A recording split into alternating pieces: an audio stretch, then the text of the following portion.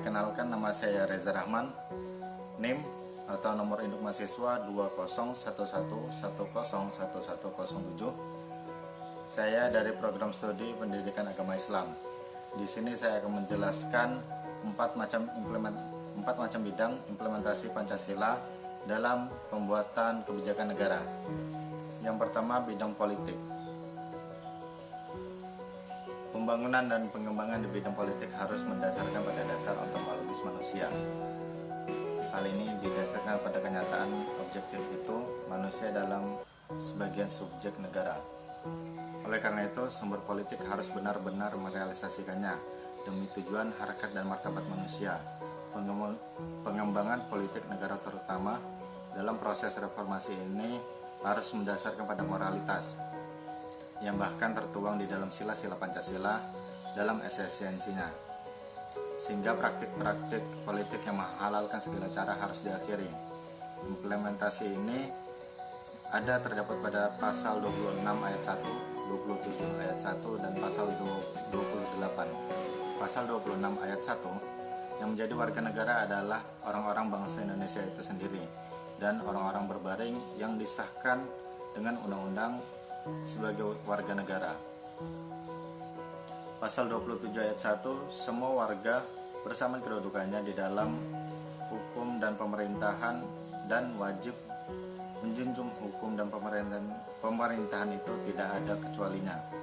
Pasal 28 yang membahas tentang HAM, hak asasi manusia, mulai dari hak hidup, hak berkreasi, dan hak-hak lainnya secara umum.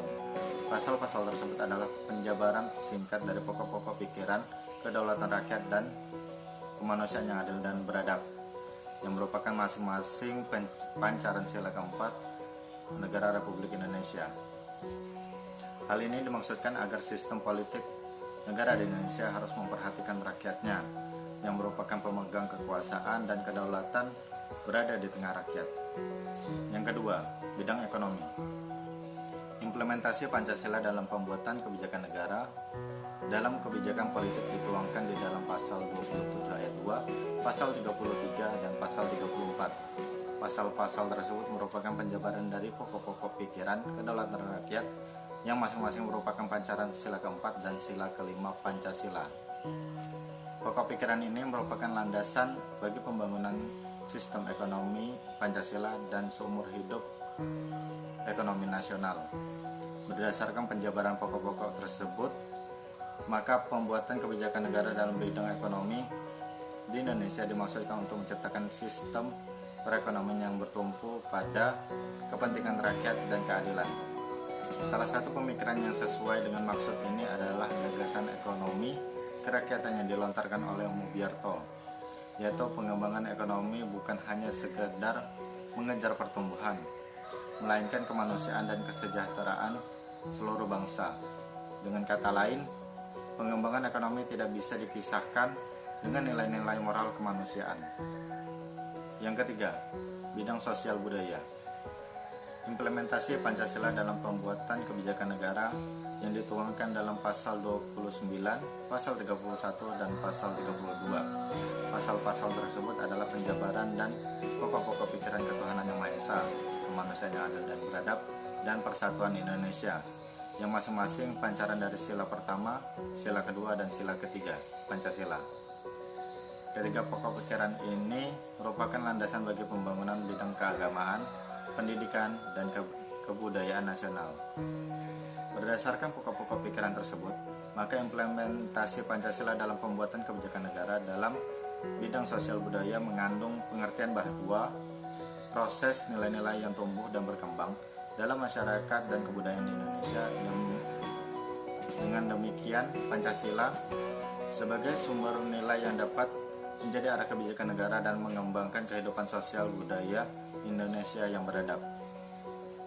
Pengembangan sosial budaya harus dilakukan mengangkat nilai-nilai yang dimiliki bangsa Indonesia, yaitu nilai-nilai Pancasila. Hal ini tidak dapat dilepaskan dari fungsi Pancasila sebagai sebuah sistem etika yang keseluruhan nilainya bersumber harkat dan martabat manusia sebagai makhluk yang beradab. Yang keempat atau yang terakhir, bidang Hankam. Implementasi Pancasila dalam pembuatan kebijakan negara dalam bidang politik yang dituangkan dalam pasal 27 ayat 3 dan pasal 30. Pasal-pasal tersebut merupakan penjabaran dari pokok pikiran persatuan yang merupakan pancaran dari sila pertama. Pokok pikiran ini landasan bagi pembangunan di bidang pertahanan dan keamanan nasional. Berdasarkan penjabaran tadi, maka implementasi Pancasila dalam pembuatan kebijakan negara dalam bidang Hankam harus diawali dengan kesadaran bahwa Indonesia adalah negara hukum. Pertahanan dan keamanan negara diatur dan dikembangkan menurut dasar kemanusiaan, bukan kekuasaan. Dengan kata lain, pertahanan dan keamanan Indonesia berbasis pada moralitas keamanan, sehingga kebijakan yang terkait dengannya harus terhindar dari pelanggaran hak-hak asasi manusia atau HAM. Secara sistematis, sila pertama dan sila kedua menjelaskan pertahanan dan keamanan negara harus berdasarkan pada tujuan tercapainya kesejahteraan hidup manusia sebagai makhluk Tuhan Yang Maha Esa. Sila yang ketiga menjelaskan berdasarkan tujuan mewujudkan kepentingan keseluruhan warga sebagai warga negara. Sila keempat menjelaskan harus mampu menjamin hak-hak dasar, persamaan derajat serta kebebasan manusia. Dan sila yang kelima menjelaskan ditunjukkan untuk mewujudkan keadilan dalam hidup bermasyarakat.